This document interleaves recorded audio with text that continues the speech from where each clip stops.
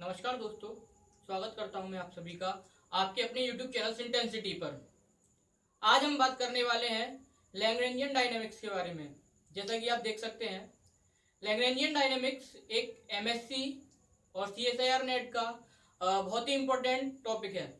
इस टॉपिक से नेट के अलावा हमारे गेट, जेस्ट, TIFR, बार जैसे जो हमारे ऑल इंडिया लेवल के फिजिक्स के एग्जामिनेशन है, इनमें भी इस टॉपिक से अच्छे खासे न्यूमेरिकल्स आते हैं और ये एक क्लासिकल मैकेनिक्स का बहुत ही ज़्यादा इंपॉर्टेंट टॉपिक है। तो चलिए आज हम शुरू करते हैं अपना टॉपिक लैग्रेंजियन डायनेमिक्स के बारे में। सबसे पहले हम एक हिस्टोरिकल व्यू की बात कर लेते हैं कि लैग्रेंजियन डायनेमिक्स है क्या है। तो जिस तरीके से हम मैकेनिक्स की प्रॉब्लम्स को, यानी हमको किसी पार्टिकल्स की मोशन वगैरह बतानी होती है, यानी वो कितनी वेलोसिटी से ट्रेवल कर रहा है, उस पर कितना फोर्स लग रहा है, उसका एक्सेलरेशन क्या है, ये सब चीजें हम जनरली कैलकुलेट करते हैं। तो अभी तक हम उसके लिए न्यूटोनियन मैकेनिक्स को यूज करते हुए आए हैं। न्यूटोनियन मैकेनिक्स यानी न्यूटन्स के लॉ और इक्वेशन ऑफ मोशन, जैसे कि B=U+AT, ये सब चीजें हम यूज करते हुए आए हैं अभी तक। ठीक है, लेकिन लैग्रेंज, हैमिल्टन और D. एलम्बर्ट, ये कुछ ऐसे साइंटिस्ट थे जिन्होंने इस तरीके की प्रॉब्लम्स को सॉल्व करने के लिए एक दूसरी अप्रोच तैयार की, जिसको हम जनरली लैग्रेंजियन डायनेमिक्स बोलते हैं या लैग्रेंजियन अप्रोच भी बोलते हैं। उसी तरीके से एक दूसरी डायनेमिक्स होती है जिसको हम हैमिल्टोनियन डायनेमिक्स भी बोलते हैं। ठीक है, तो सबसे पहले आज हम लैग्रेंजियन डायनेमिक्स की बात करने वाले हैं। हैमिल्टोनियन के लिए हम अगली क्लास में हम उसकी बात करेंगे। तो आज हम लैग्रेंजियन की बात करेंगे। ठीक है, तो आपको समझ में आ गया होगा कि लैग्रेंजियन डायनेमिक्स जनरली है क्या है। यानी ये भी क्या है, किसी सिस्टम को उस पर लगने वाले फोर्स, उसकी वेलोसिटी या उसके मोमेंटम, उसका एक्सीलरेशन, इन सब के बारे में हमको ये डायनेमिक्स बताती है। तो ये कोई नई चीज नहीं है, ये सिर्फ क्वेश्चंस को करने का एक नया तरीका है और उसके अलावा कुछ नहीं है। ठीक है, तो अब हम बात कर लेते हैं कि लैग्रेंजियन डायनेमिक्स में बेसिक कॉन्सेप्ट्स क्या क्या होते हैं या उनमें क्या क्या टर्म्स यूज होते हैं, जिसको हमको पहले समझना जरूरी है। तो जैसे कि आप देख रहे हैं यहाँ पर एक वर्ड लिखा हुआ है, कॉन्स्टेंट्स। ठीक है, तो कॉन्स्टेंट्स का मतलब होता है जनरली कुछ रेस्ट्रिक्शन होना या कुछ कंडीशन होना।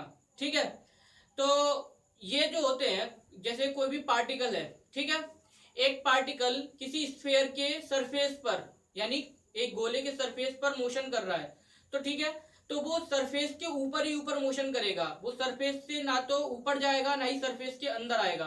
तो ये उसके ऊपर हमने कंडीशन लगा दी एक एक्स वाई प्लेन में। जैसे मैं बना देता हूं एक, जैसे ये एक्स है, ये वाई है, ये एक्स वाई प्लेन में, ठीक है, एक पार्टिकल है जो इस पूरे प्लेन में इधर उधर मोशन कर रहा है। ठीक है, ये पार्टिकल जो है इसी प्लेन में मोशन करेगा, ये इसके ऊपर यानी जेड एक्सिस की तरफ, यानी यहाँ ये इस तरीके से जेड एक्सिस है, तो इसके ऊपर नहीं आएगा। तो इस तरीके से ये इसके ऊपर एक कंडीशन लगा दी, तो ये क्या हो गया, कांस्टेंट हो गया। तो इस तरीके से हमारे पास दो टाइप के कांस्टेंट होते हैं, एक तो होता है होलोनोमिक और एक होता है नॉन होलोनोमिक। ठीक है, तो सबसे पहले हम बात करते हैं कि होलोनोमिक कांस्टेंट क्या होता है। जब भी हम कंडीशन इस तरीके से लगाते हैं कि उसको मैथमेटिकली शो करने के लिए हम उसको इक्वेशन के टर्म में लिख सकते हैं, जैसे y=2x²। अब जैसे इस बात को समझाने के लिए ये देखिए, ये एक्स एक्सिस है, ये वाई एक्सिस है। ठीक है, अब मान लीजिए कोई पार्टिकल जो है इस प्लेन पर मोशन कर रहा है, तो वो इस प्लेन पर चारों तरफ कहीं पर भी जहां उसकी इच्छा हो वो इसमें पूरे में मोशन कर सकता है। ठीक है, अब मैंने क्या किया, मैंने एक पैराबोला बनाया और वो इसकी इक्वेशन इस तरीके से दे रखी है, y=2x²। ठीक है, तो उस पैराबोला को मैं इसी तरीके से बनाऊंगा जो मैंने रेड मार्कर से बनाया है। ठीक है, अब मैंने क्या कहा कि जो पार्टिकल है वो सिर्फ इस पैराबोला पर ही मोशन करेगा। तो जो पार्टिकल जो होगा, ठीक है, यहां मैंने इसको ये ब्लू पॉइंट से दिखाया है। ठीक है, तो ये जो पार्टिकल होगा ये इस रेड लाइन के ऊपर ही मोशन करेगा। अब वो इस पूरे प्लेन में ऐसा नहीं है कि कहीं पर भी जा सकता है, वो सिर्फ कहां मोशन करेगा, इस लाइन के ऊपर मोशन करेगा। तो ये मैंने इस पार्टिकल के ऊपर एक कंडीशन लगा दी, और वो कंडीशन किस तरीके से लगाई है कि उसको मैथमेटिकली मैं शो कर सकता हूँ, y=2x²। तो जब भी मैं किसी भी कंडीशन को या किसी भी कॉन्स्टेंट को इक्वेशन के टर्म्स में रिप्रेजेंट कर सकूं, तो उस टाइम पर जो मेरे कांस्टेंट होंगे उसको मैं नाम दूंगा होलोनोमिक कांस्टेंट। ठीक है। दूसरा एग्जांपल हम समझ सकते हैं इसका कि जैसे ये x y और z, ठीक है, ये x y z दे रखा है और यहां पर मैंने एक स्फीयर बनाया।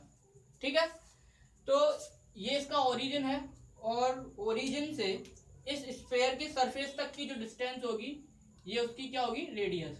और इसकी जो इक्वेशन होगी, इस पूरे स्फीयर की इक्वेशन में दिखाऊंगा X square plus Y square plus Z square equals to are square.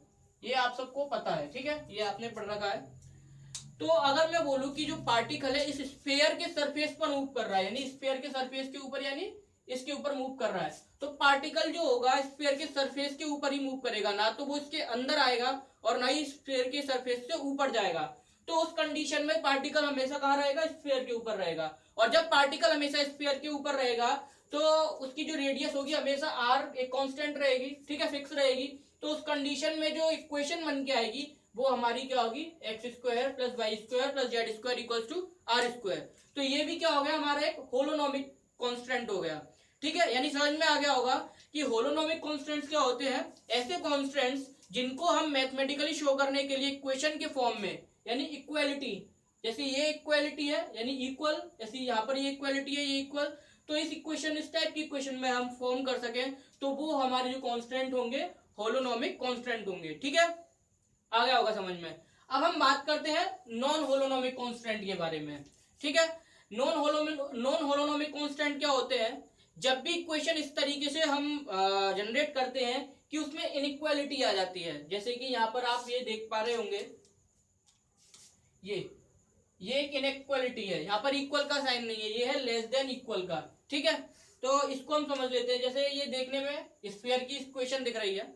अब देखिए कि जैसे ये एक स्फीयर है, ठीक है, अब मैं बोलता हूं इस स्फीयर की जनरल इक्वेशन तो ये होगी x square plus Y square plus Z square equals to are square, जहां पर आर इसकी रेडियस है। ठीक है, अब मैं बोलता हूं कि जो कोई भी पार्टिकल है, ठीक है, वो इस स्फीयर के हमेशा अंदर रहेगा।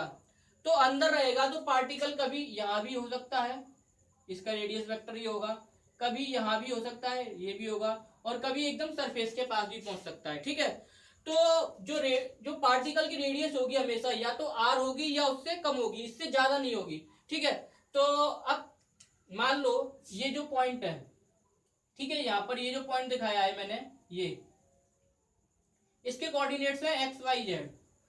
तो यहां से और यहां के बीच की दूरी क्या होगी, बता सकते हैं आप।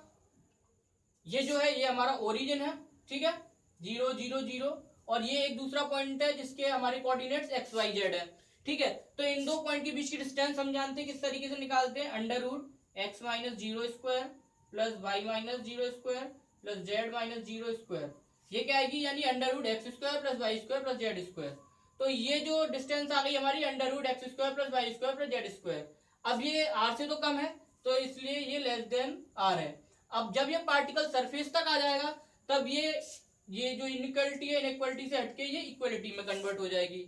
तो इस तरीके से यहाँ पर दो कंडीशन हो सकती हैं, या तो जो डिस्टेंस होगी या तो वो आर के इक्वल होगी या आर से कम होगी। तो इसलिए हमने जनरली इसमें क्या दिखाया है कि जो पार्टिकल की इक्वेशन है वो एक इनइक्वालिटी के थ्रू शो होगी। तो ये हमारा क्या हो गया, नॉन होलोनोमिक कांस्टेंट हो गया। ठीक है, तो समझ में आ गया होगा आपको कि दो टाइप के हमारे पास कांस्टेंट होते हैं, एक तो होता है होलोनोमिक कांस्टेंट और एक होता है हमारा नॉन होलोनोमिक कांस्टेंट। कांस्टेंट क्या होते हैं, जनरली किसी भी पार्टिकल की मोशन को रेस्ट्रिक्ट करने वाली कंडीशंस जो होती हैं उनको हम कांस्टेंट बोलते हैं। और अगर हम कांस्टेंट को इक्वेशन यानी इक्वालिटी के टर्म्स में शो कर पा रहे हैं, जैसे यहाँ पर y equals to x square plus Y square plus Z square equals to are square, अगर इन टर्म्स में शो कर पा रहे हैं तो वो हमारा होगा होलोनोमिक कांस्टेंट। और अगर हम उसको इक्वालिटी के टर्म्स में ना शो करके इनइक्वालिटी यानी इस तरीके से हम शो कर पा रहे हैं तो वो जो हमारा होगा नॉन होलोनोमिक कांस्टेंट होगा। ठीक है, आगे बढ़ते हैं, आगे बढ़ते हैं अब हमारे पास दो नए टर्म्स और हैं, एक तो रेहोनोमिक कांस्टेंट और एक है स्केलेरोनोमिक कांस्टेंट। ठीक है, अब कभी भी देखिए इधर क्या लिखा है, T is present in equation और इक्वालिटी। टी यहाँ पर टाइम को रिप्रेजेंट कर रहा है, ठीक है, T is for time here. यानी जब भी हमारी इक्वेशन या इनइक्वालिटी में, जैसे ये इक्वेशन है इक्वालिटी की और ये इनइक्वालिटी में, ठीक है, तो अगर इन इक्वेशंस में कभी भी टाइम प्रेजेंट हो यानी स्मॉल टी हो, यानी मान लो हमको इस तरीके से कुछ दे रखा है y equal to 2x² plus xt, इस टाइप से मान लो कुछ इक्वेशन दे रखी है, तो इस इक्वेशन में क्या है, हमारा t प्रेजेंट है, यहाँ पर टाइम प्रेजेंट है, ठीक है। तो जब भी टाइम प्रेजेंट होगा हमारी इक्वेशन में या इनइक्वालिटी में, तो वो जो हमारा कांस्टेंट होगा उसको हम रेहोनोमिक कांस्टेंट भी बोलेंगे।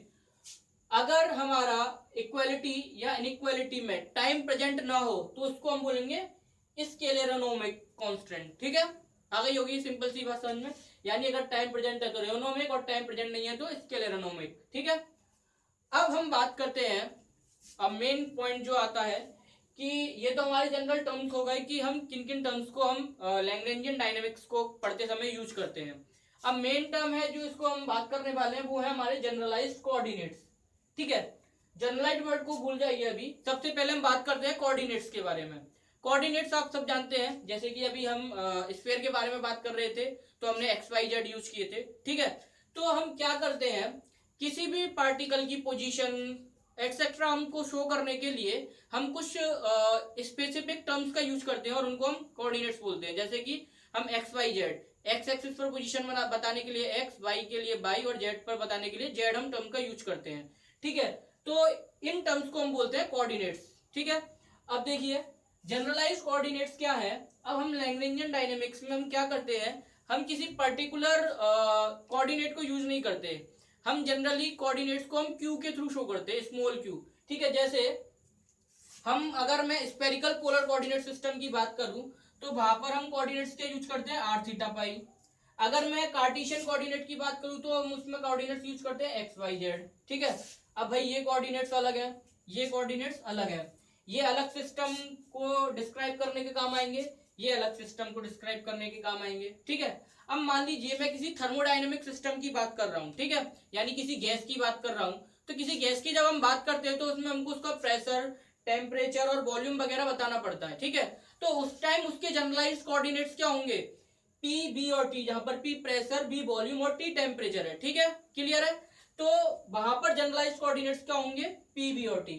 तो इस तरीके से हम देख पा रहे हैं कि कोऑर्डिनेट, जनरलाइज्ड कोऑर्डिनेट्स कुछ भी हो सकते हैं, r theta pi, P, B, T, XYZ, ये डिपेंड करता है कि हम किस सिस्टम की बात कर रहे हैं। तो लैग्रेंजियन डायनेमिक्स यूज करते समय हम इस तरीके से सिस्टम के कोऑर्डिनेट्स को हम चेंज नहीं करते। हम क्या करते हैं, जनरली कोऑर्डिनेट्स क्या मानते हैं, कोई भी सिस्टम हो चाहे उसके कोऑर्डिनेट्स हम मान लेते हैं Q1, Q2, Q3, इस तरीके से, यानी जितने भी कोऑर्डिनेट्स उसको डिस्क्राइब करने के लिए जरूरत होते हैं हम इस तरीके से मान लेते हैं। तो जनरली हम उसको QI से शो करते हैं और QI बराबर क्या होता है, Q1, Q2, Q3, Q4, इस तरीके से, यानी हमारे जनरलाइज्ड कोऑर्डिनेट्स क्या होते हैं, लैग्रेंजियन डायनेमिक्स को शो करने के लिए यूज किए जाते हैं, ठीक है। तो मैं जनरली बोल क्या सकता हूं, the favourable coordinates to describe the system, यानी फेवरेबल कोऑर्डिनेट्स क्या, यानी जो कोऑर्डिनेट्स उस सिस्टम को डिस्क्राइब करने के लिए फेवरेबल हो, यानी जो उस सिस्टम को इजीली डिस्क्राइब कर सके, are said to be the generalised coordinates of that system, ठीक है। तो ये क्या हो गए, हमारे जनरलाइज्ड कोऑर्डिनेट्स हो गए, क्लियर है। अब हम बात करते हैं, ये तो हो गए हमारे जनरलाइज्ड कोऑर्डिनेट्स। अब हम बात करते हैं जनरलाइज्ड वेलोसिटी की। मैं ये साफ कर देता हूं। जनरलाइज्ड वेलोसिटी बात करने से पहले मैं सिर्फ वेलोसिटी टर्म्स के बारे में, सिर्फ वेलोसिटी के बारे में बात करना चाहता हूं। जैसे कि अगर मेरे को x से रखा है, कोई भी पार्टिकल की पोजीशन है x, अगर मेरे को वेलोसिटी निकालनी है तो मैं क्या करूंगा, इस x का t के रेस्पेक्ट में डिफरेंशिएशन कर दूंगा, तो ये क्या मिलेगा मेरे को, dt ऑफ x। तो ये क्या देगा मेरे को, वेलोसिटी देगा, और ये पर्टिकुलर वेलोसिटी क्या देगा, bx, यानी वेलोसिटी इन x डायरेक्शन, ठीक है। उसी तरीके से अगर मेरे पास जनरलाइज्ड कोऑर्डिनेट y है तो उसका y के रेस्पेक्ट में डिफरेंशिएशन करने से मेरे को क्या मिलेगा, vy, यानी y के y डायरेक्शन में मेरे को वेलोसिटी मिल जाएगी। अगर मेरे को जनरल r दे रखा है, ठीक है, यानी r वो रिप्रेजेंट कर सकता है x, y, z तीनों कोऑर्डिनेट को, तो ये हमारा हो जाएगा dt ऑफ r, और ये जनरली क्या देगा मेरे को, वेलोसिटी टर्म देगा। तो यानी क्या करना है हमको, किसी भी कोऑर्डिनेट का टाइम के रेस्पेक्ट में डिफरेंशिएशन करते हैं तो हमको क्या मिलता है, वेलोसिटी टर्म मिलता है, ठीक है, क्लियर है। क्या कि हमको माइंड में क्या ध्यान रखना है कि जब भी हम किसी भी कोऑर्डिनेट का टाइम के रेस्पेक्ट में डिफरेंशिएशन करते हैं तो हमको क्या मिलता है, वेलोसिटी मिलता है। अब हम बात करने वाले हैं जनरलाइज्ड वेलोसिटी की, ठीक है। तो अब जनरलाइज्ड वेलोसिटी क्या होगी, अब हमारे पास जनरलाइज्ड कोऑर्डिनेट क्या है, q1 q2 q3, ठीक है। तो अब मैं q1 का अगर t के रेस्पेक्ट में डिफरेंशिएशन कर दूं dt ऑफ q1, तो जो मेरे को टर्म मिलेगा वो क्या होगा, वेलोसिटी, और इसको मैं q1 डॉट, ठीक है। जैसे कि आपको पता है dt ऑफ x है, तो इसको हम मैकेनिक्स में जनरली x डॉट भी लिखते हैं, ठीक है। x डॉट डॉट क्या रिप्रेजेंट करता है, इस क्वांटिटी का t के रेस्पेक्ट में एक टाइम डिफरेंशिएशन। तो इसी तरीके से q1 को मैं क्या लिख सकता हूँ, dt ऑफ q1, और इसको जनरली मैं क्या बोलता हूँ, q1 डॉट। q2 हो यानी दूसरा कोऑर्डिनेट उसी तरीके से, तो dt ऑफ q2, और ये होगा मेरा q2 डॉट, ठीक है। तो जनरली जनरलाइज्ड कोऑर्डिनेट qi जो होगा उसका टाइम के रेस्पेक्ट में अगर मैं डिफरेंशिएशन कर देता हूं तो मेरे को क्या मिल जाएगी, जनरलाइज्ड वेलोसिटी, ठीक है। ये क्या हो गई मेरी जनरलाइज्ड वेलोसिटी। तो जनरलाइज्ड वेलोसिटी क्या है, किसी भी जनरलाइज्ड कोऑर्डिनेट q का टाइम के रेस्पेक्ट में डिफरेंशिएशन करने से जो मेरे को नया टर्म मिलता है उसको हम क्या बोलते हैं, जनरलाइज्ड वेलोसिटी बोलते हैं, ठीक है। मेरे ख्याल में समझ में आ गया होगा कि जनरलाइज्ड वेलोसिटी क्या है, ठीक है। मैं इसको साफ कर देता हूं। अब हम बात करने वाले हैं, अब हम आते हैं अपने लैग्रेंजियन पर, यानी लैग्रेंजियन क्या होता है, जो डायनेमिक्स है जिसका नाम है, अब हम उसके बारे में हम बात करने वाले हैं कि किसी भी सिस्टम के लैग्रेंजियन को हम लिखते कैसे हैं, लैग्रेंजियन, ठीक है। लैग्रेंजियन है, इसको हम जनरली एल के थ्रू शो करते हैं, किससे शो करते हैं, एल, ठीक है, एल। और ये क्या होता है, किसी भी सिस्टम की काइनेटिक एनर्जी, ठीक है, किसी भी सिस्टम की काइनेटिक एनर्जी टी, इसको हम टी से रिप्रेजेंट कर रहे हैं, T kinetic energy of system, ठीक है, और potential energy V, potential energy of system, ठीक है। तो किसी भी सिस्टम के काइनेटिक एनर्जी और पोटेंशियल एनर्जी, इन दोनों के डिफरेंस को हम क्या बोलते हैं, लैग्रेंजियन, ठीक है। ये हमको ध्यान रखने वाली चीज है कि किसी भी सिस्टम के काइनेटिक एनर्जी और पोटेंशियल एनर्जी के जो सब्सट्रैक्शन है या डिफरेंस है, डिफरेंस नहीं बोलेंगे जनरली क्योंकि डिफरेंस का मतलब एक बड़ी क्वांटिटी में से छोटा घटाना होता है। तो जब kinetic energy minus potential energy लिखते हैं तो जो हमको नई चीज मिलती है उसको हम क्या बोलते हैं, लैग्रेंजियन। तो L इक्वल्स टू क्या होता है, T माइनस बी, क्लियर है। तो T यहाँ पर हमारा क्या है, उस सिस्टम की काइनेटिक एनर्जी होती है, और B हमारा क्या होता है, उस सिस्टम की पोटेंशियल एनर्जी होती है, ठीक है। अभी हम इसके बारे में और बात करेंगे, ठीक है। अभी हम पहले बात कर लेते हैं कि अब जैसे हमने जनरलाइज्ड कोऑर्डिनेट के बारे में बात कर लिया, जनरलाइज्ड वेलोसिटी के बारे में बात कर लिया, हमने लैग्रेंजियन के बारे में बात कर लिया, इंपॉर्टेंट। लैग्रेंजियन का मेन फॉर्मूला ये जरूरी है कि लैग्रेंजियन को हम डिफाइन किस तरीके से करते हैं, मैथमेटिकली हम किस तरीके से लिख सकते हैं। तो वो क्या है हमारा, L equals to T minus V, ठीक है। अब इसके बाद हम बात करने वाले हैं जनरलाइज्ड मोमेंटम क्या होता है, ठीक है। तो हम सबसे पहले अभी हम बात करेंगे जनरलाइज्ड मोमेंटम के बारे में, ठीक है। जनरलाइज्ड मोमेंटम,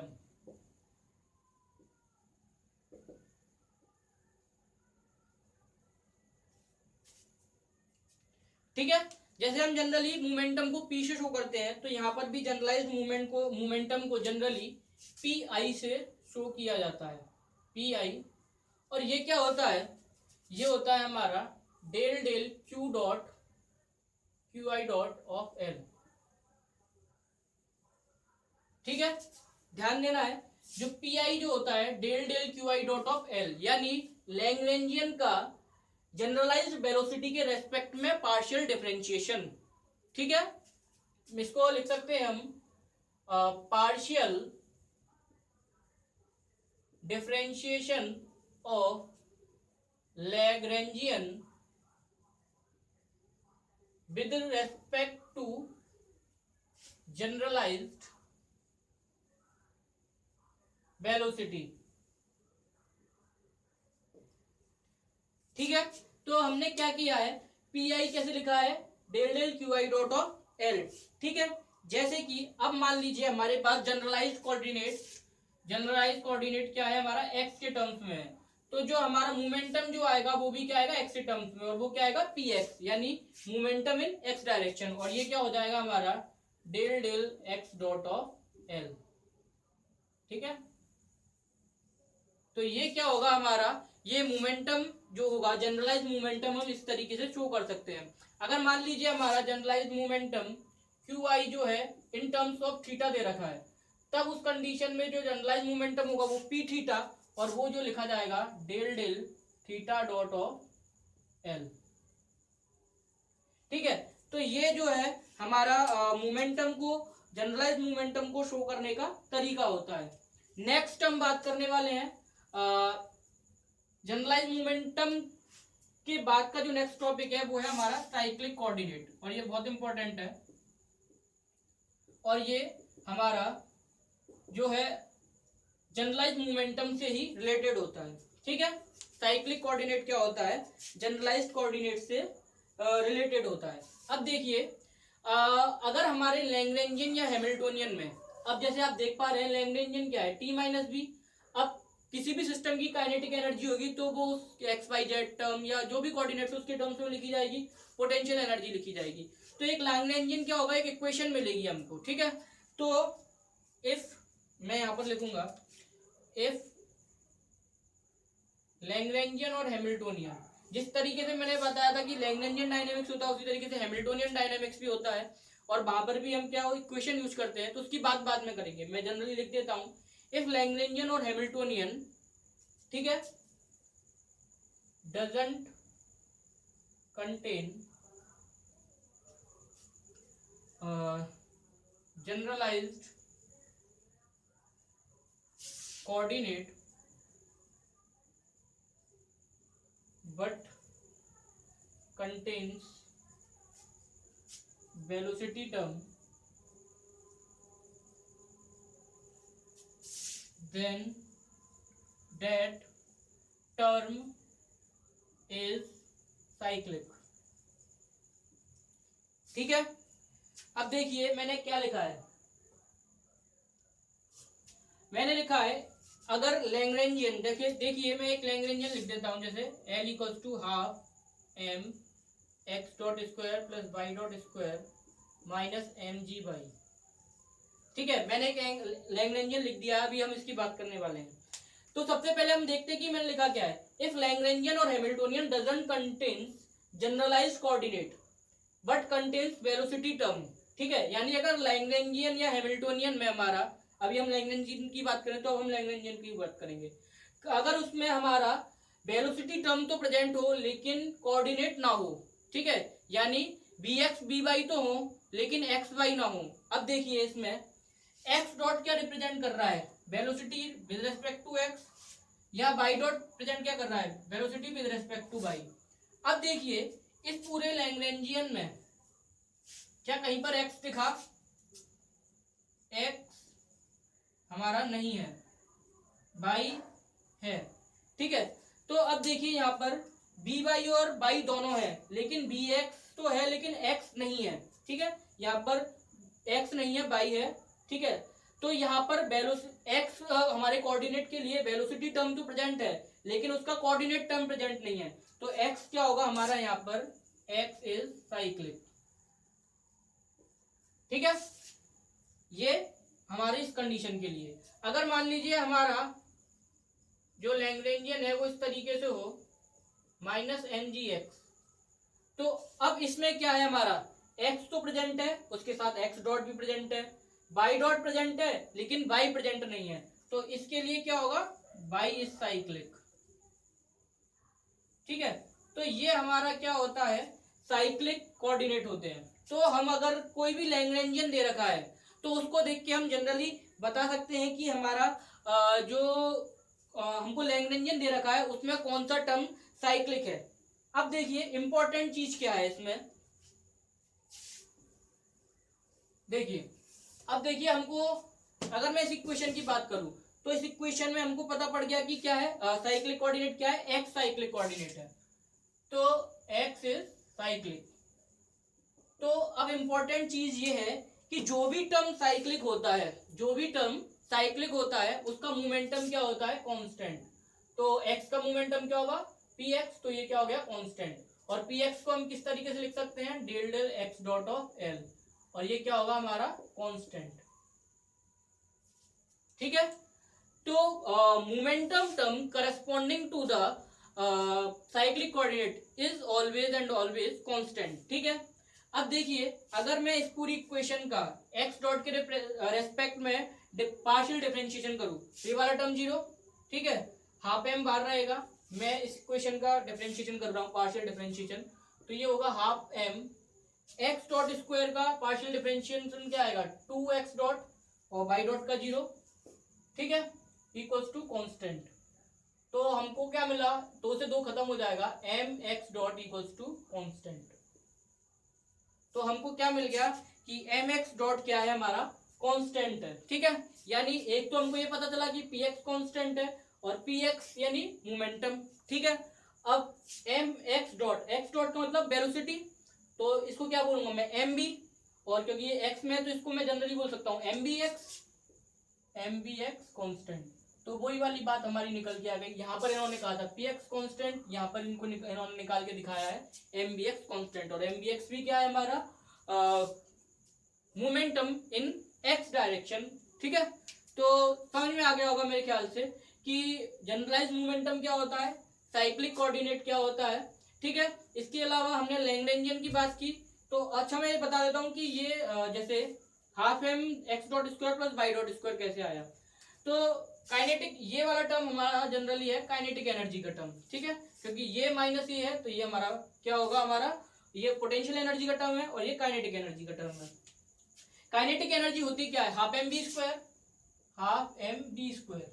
ठीक है, और अभी हमको पता है बी, हम एक्स बी एक्स है तो उसको मैं एक्स डॉट लिख सकता हूं, तो यहाँ पर ये होगा half m v x square plus v y square. अगर मान लीजिए ये एक्स वाई जेड के टर्म्स में है, क्योंकि जैसे हम जानते हैं कि x square plus Y square plus Z square equals to क्या होता है, आर स्क्वायर। उसी तरीके से v x square plus v y square plus g v z square बराबर क्या होता है, बी स्क्वायर। अगर यहाँ पर जेड कोऑर्डिनेट प्रेजेंट नहीं है तो v x square plus v y square बराबर बी स्क्वायर, ये लिख दिया। और बी एक्स को मैं एक्स डॉट लिख सकता हूँ, तो ये हो जाएगा मेरा half m x dot square plus y dot square. तो ये टर्म मेरे को क्या करेगा, 2 डायमेंशन में, ठीक है, 2D में मेरी क्या क्या कर रहा है, काइनेटिक एनर्जी को रिप्रेजेंट कर रहा है। तो ये kinetic energy T minus potential energy, तो इस तरीके से हमने किसी सिस्टम का क्या लिख दिया, पोटेंशियल एनर्जी। ये क्या है, minus m g y, y क्या होती है, कुछ डिस्टेंस, और हम जानते हैं पोटेंशियल एनर्जी का फॉर्मूला एम जी एच होता है, तो ये वहां से आया। ठीक है, तो ये हमारा क्या हो गया, एक लैग्रेंजियन है किसी 2D सिस्टम का, जो इस तरीके से, जहां पर इसकी काइनेटिक एनर्जी और ये पोटेंशियल एनर्जी है। इसमें हमने देखा कि जनरलाइज मोमेंटम किस तरीके से निकालते हैं। जनरलाइज मोमेंटम निकालने का क्या तरीका है कि जो गिवन लैग्रेंजियन है उसका generalise coordinate generalised velocity term के रेस्पेक्ट में पार्शियल डिफरेंशिएशन कर देते हैं। अगर लैग्रेंजियन में किसी भी टर्म के लिए वेलोसिटी टर्म प्रेजेंट है लेकिन करस्पॉन्डिंग कोऑर्डिनेट टर्म प्रेजेंट नहीं है, जैसे यहाँ पर एक्स डॉट तो है यानी वेलोसिटी है एक्स में लेकिन एक्स का कोऑर्डिनेट नहीं है, तो वहां पर एक्स साइक्लिक हो गया। और जब कोई हमारा टर्म साइक्लिक होता है तो उसका मोमेंटम टर्म क्या होता है, कांस्टेंट। तो यहाँ पर एक्स साइक्लिक तो एक्स साइक्लिक है तो पी एक्स क्या होगा, कांस्टेंट, और ये हम इसको इस तरीके से शो कर सकते हैं। ठीक है, ये आज हमने बहुत जनरल चीजें की हैं। ठीक है, यानी आज हमने लैग्रेंजियन की शुरुआत की है कि लैग्रेंजियन जनरली होता क्या है। अगली वीडियो में हम लैग्रेंजियन को और आगे बढ़ाएंगे और इसके लैग्रेंज की इक्वेशन क्या होती है, यानी लैग्रेंजियन इक्वेशन क्या होती है, और कुछ सिस्टम्स के लिए हम लैग्रेंजियन किस तरीके से डिफाइन करते हैं, ये बात करने वाले हैं। ठीक है, तो मेरे ख्याल से आपको समझ में आ गया होगा। इस वीडियो को अगर आपको अच्छा लगे तो लाइक शेयर कीजिए, और चैनल सब्सक्राइब नहीं किया है तो सब्सक्राइब कर लीजिए। तब तक के लिए मेरे साथ बने रहें। नमस्कार।